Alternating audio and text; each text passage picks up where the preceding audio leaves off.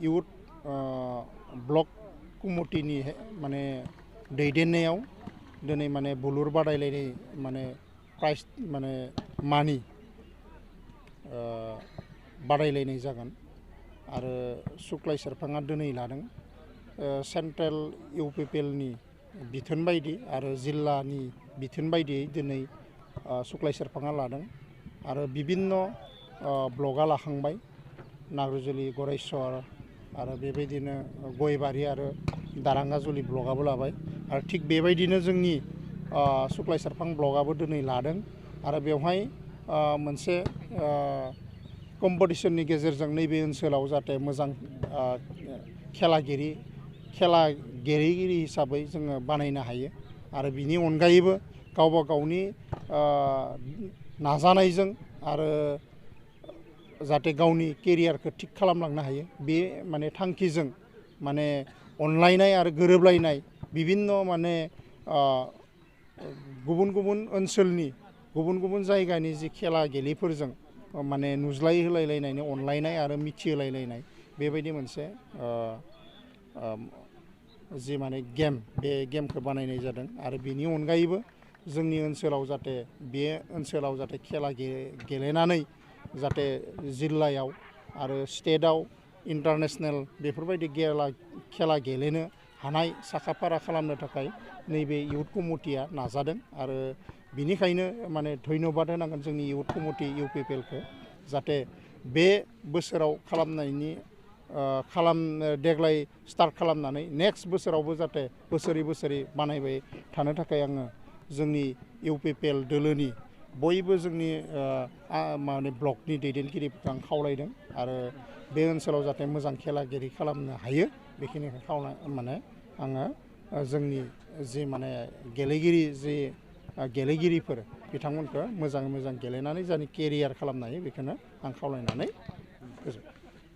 भलिबलनि अनगायै मा खेला लाबावनायनि जिहेतु थांखि लादों आरो बिनि अनगायैबो माने वुमेन विंसआ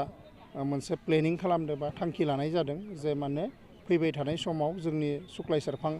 माने वुमेन टीमाबो जाहाथे काबादि खालामनो थाखाय थांखि नाजावदों आरो बिनि अनगायैबो बिभिन्न माने सेक्टराव माने खेला गेलेगिरिफोरखौ माने उत्साह होनो थाखाय बेलेग माने गुबुन माने मा खालामनो नागिरदों जोङो कम्पिटिशन होनो थाखाय जोंनि सुक्लाय सेरफां ब्लक पेरेन्ट बडिया माने थांखि आजावनानै लादों। बाख्नायथाव मोनसे हाबाफारि सुक्लाय ब्लक इउपिपिएलनि इउथ कमिटिनि बानजायनायाव दिनैनिफ्राय इन्टार प्राइमारि प्राइज मानि भलिबल कम्पिटिशन दिनै जागायदों। दा बेवहाय मोनफ्रोमबो प्राइमारिया जेरैबायदि जों हास्थायदों बेबायदि बाहागो लादों। साफ्रोमबो गेलेगिरि बिथांमोननिसिम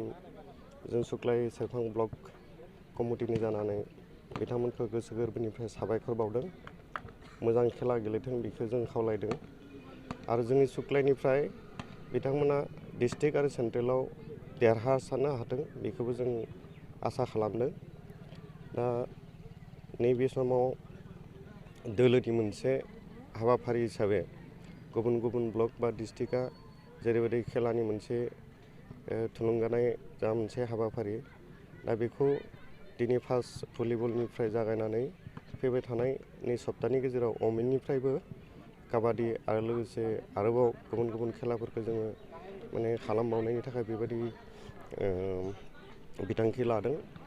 दा बे गासैबो खेलाफ्राव जोंनि गेलेगिरि बिथांमोना जाहाथे फैनानै बाहागो लायो बेखौ आसा थिदों आरो जोंनि सुक्लाय ओनसोलनिफ्राय नैबे मोनसे हाबाफारिनिफ्राय जाहाथे जायफोर मोजां गेलेगिरि बिथांमोनखौ सायख'नानै जोङो जिल्लासिम बा सेन्ट्रेलसिम गावबा गाव जा आयदायाव रोंगौथि गोनां बे बिथिङाव जाहाथे जोङो दैथायहरनो हायो आरो बिथांमोना जाहाथे खेलानि गेजेरजोंबो गावनि जिउखौ दानो हायो बेबायदिखौ जोङो अरायसम जों इउपिपिएल दोलो हिसाबै बिथांमोनखौ जों थुलुंगानाय जायखिना हाबाफारि लानांगौ बेखौ जों लालांबाय थागोन आरो साफ्रोमखौबो जाहाथे फैनानै बाहागो लायो बेखिनिखौ खावलायबाय आरो दिनैनि बे हाबाफारिनि गेजेरजों सुक्लाय सेरफांनि जायखिना गेलेगिरि बिथांमोना गावसोर गेलेनायजों लोगोसे गावबा गाव प्राइमारियाव गावबा गाव ओनसोलाव गुबुन जाखांफुनाय गेलेगिरि बिथांमोनखौबो जाहाथे थुलुंगा होयो बे बिथिंखौबो साफ्रोमबो गेलेगिरिफ्रा जाहाथे मानियो बेखौ गामि बा ओनसोलाव गुबुन गुबुन गोदानै जाखांफुनाय गेलेगिरि बिथांमोननि थुलुंगानाय मोनसे जाहाथे लामा बिथांमोना होयो बेखिनिखौ जों आसा थिदों बेखिनिखौनो खावलायबाय।